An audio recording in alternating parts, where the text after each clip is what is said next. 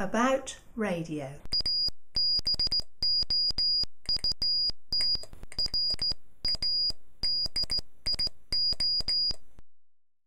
Hi guys, we've got winds of 70 miles an hour here today, so there's likely to be some background wind noise in this video, but that's what it's doing to my mast out there today.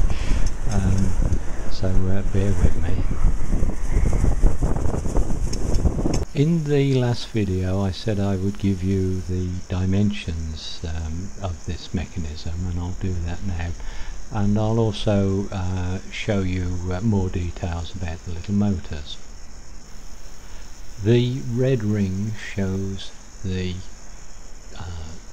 path scribed by what I'm going to call the rotor arm, and that's the arm in the middle of the red ring.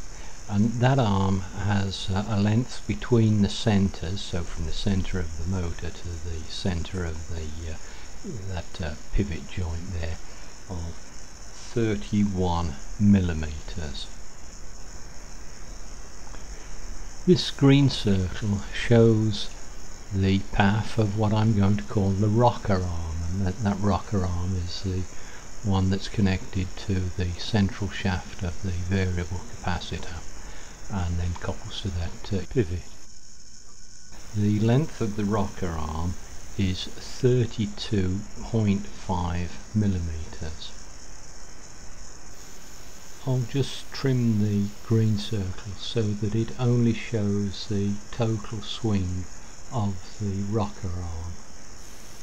That green arc is about 155 degrees, and although I don't get to use the full 180 degrees capability of the capacitor, this is the very reason that I don't need any limit switches or slipping clutches with this mechanism. That's exactly the reason why I developed this particular mechanism and made it the way it is. This blue line shows the critical distance between the centre of the motor shaft on the left and the centre of the capacitor shaft on the right, and in this case it's 81 millimeters. This yellow line shows the centre to centre distance between the pivot point of the rotor arm on the left and the rocker arm on the right, and in this case it's 81.5 millimeters. Notice how that when the yellow line drops below the blue line on the left hand side there, the capacitor is drawn through its arc very quickly, but when the yellow line is above the blue line on the left hand side, the traverse of the capacitor is much slower and smoother. That's simply a characteristic of the mechanism, and there's nothing I can do about that. But you may need to watch it several times to take that in fully. If you want to make a note of these dimensions, stop the video now. But I'll try and remember to put a note of them in the description box of this video. This is going back in time to when I got the motors.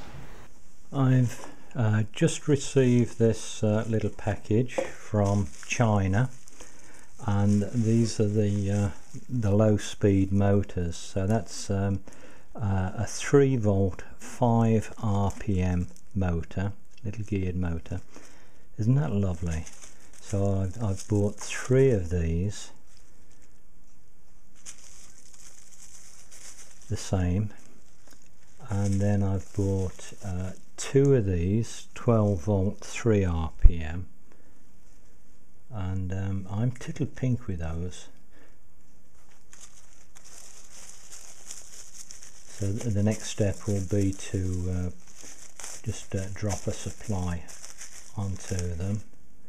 But aren't they lovely? They look well made, very pleased with that.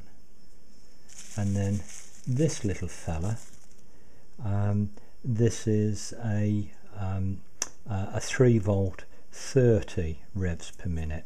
I'm not quite sure what I'm going to do with that, but I just thought, if I've got these things in my I'll say my junk box, then I can play with them. But if you can't make anything if you haven't got the materials. You've got to have stuff around you to be able to play, and this is for playing. So I'm tickled pink with those. They've come very quickly, and I'm going to promote this guy or this company because I think these are good. I couldn't find them in the UK, but say I'm very pleased with that. 3 volts, 5 RPM. I've gone for 3 volts because if I put this at the end of a long wire, then I'm going to get volts drop down the wire, so I figure 3 volts at the far end is going to be good. Look at that, I hit the wrong nail. That was fencing. Putting up a fence and hit the wrong nail there. Anyway, I'll put a supply on those and see how they shape up. So this is a little adjustable power supply that I've got that's set up at 3 volts, and this is one of the 3 volt motors. This is 3 volts 30 RPM, and I'll just pop that on there and have a look at that.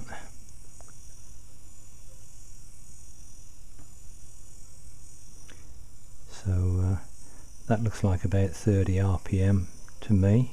I have already done this once, but it just so you could get some idea. And then I can reverse it, of course. So that's going counterclockwise. I can reverse this, of course, just reversing the polarity there. So now it's going clockwise, and if I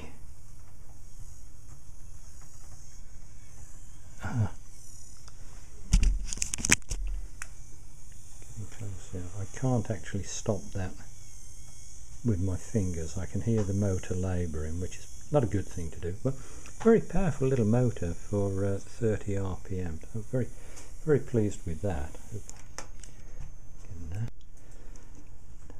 These are the ones that have got my main interest. Let's just that, as these are the 3 volt 5 RPM, and I think these are the ones that I'll be using the most. And again,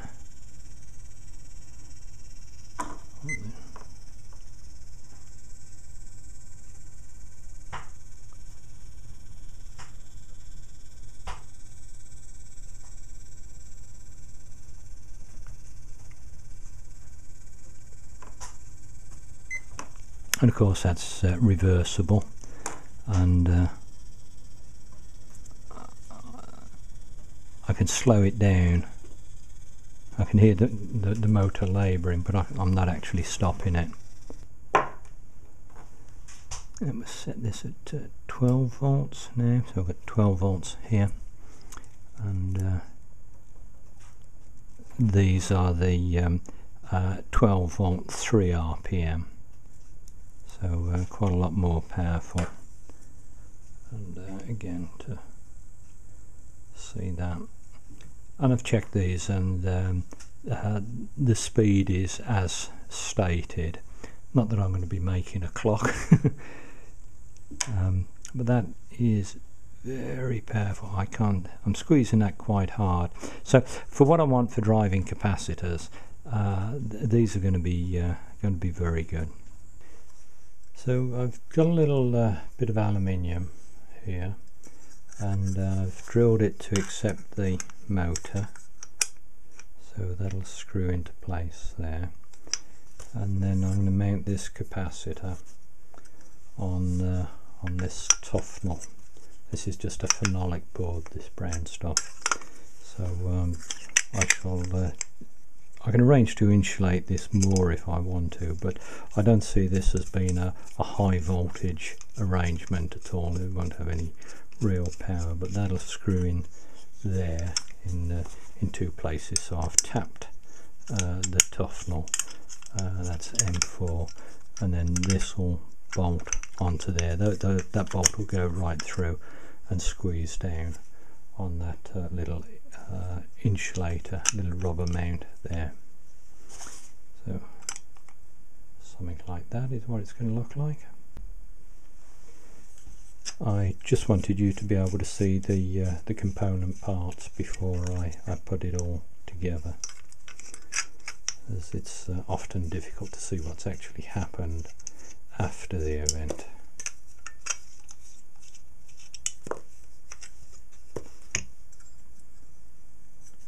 I'm not going to worry about dimensions because I don't think anyone's going to copy this verbatim.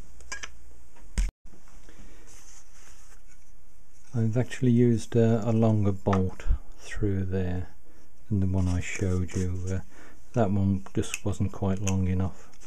So here I've bolted down, a little washer there, bolted that down to the phenolic.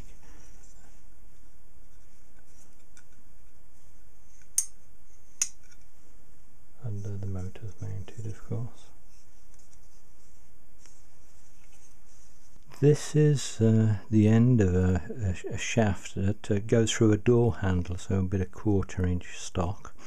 I've drilled a new hole in it there, and I've drilled and tapped it there, and that is going to go onto the motor, and the little bolt will screw up on the flat there. So now I've got to put the other hole in there. I've got the first rotor in place there now, and I actually said that was a bit of 1/4 inch stock, which is like 6 1/4 mil. It isn't, it's actually 8 mil there, but I say it's out of a door handle. I need a similar piece on there now for the capacitor, but I haven't got anything the same as that, so I'm going to make the what I'll call the rocker out of this coach bolt. That's that coach bolt, and that'll go on there like that. And you're probably wondering why I'm using this, and the reality is it's 8 o'clock in the evening or thereabouts, and I'm just too impatient. I want to make this thing now, so that's why I'm doing it. That's why I'm using an old bolt, because I haven't got the materials to hand.